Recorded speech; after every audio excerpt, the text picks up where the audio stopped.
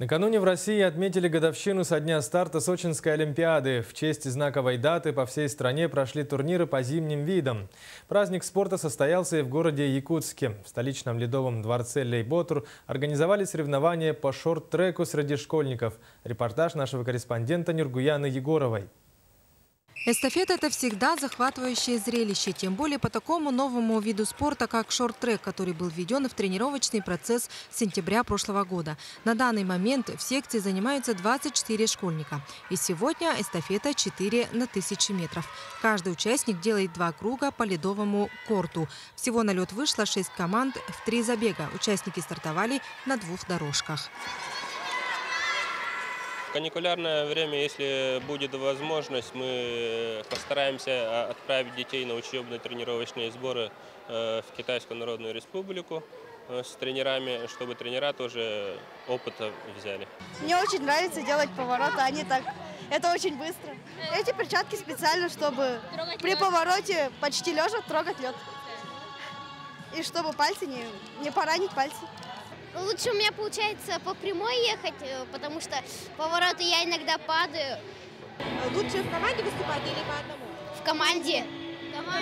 У детишек горят глаза, и видно, что есть огромное желание кататься. Ведь они прошли жесточайший отбор, прежде чем встать на коньки и стать участниками интересного и увлекательного вида спорта шорт-трек. Осенью по специальному приглашению в течение 3 месяцев с ними работал тренер Цай Хайфен. И сегодня юные спортсмены продемонстрировали свои возможности. Я мог стоять на роликах только. Потом только здесь научился. Я пришла сюда в сентябре. Мне все нравится.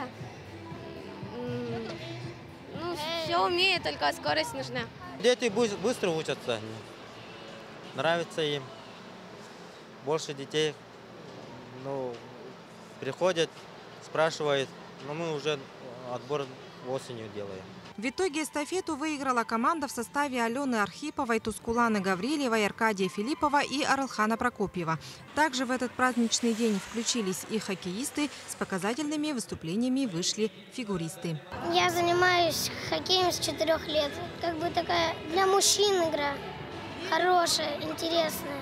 У меня есть хорошие перспективы, у меня многое получается, я стремлюсь к новым высотам, победам и так далее. День зимних видов спорта впоследствии будет проводиться в первые выходные со дня начала игр в Сочи и будет напоминать о самых успешных играх за всю историю проведения зимних Олимпийских игр, где российская дружина стала первой в общекомандном медальном зачете. Нургуяна Егорова, Дмитрий Сургучев, НВК «Саха», Якутск.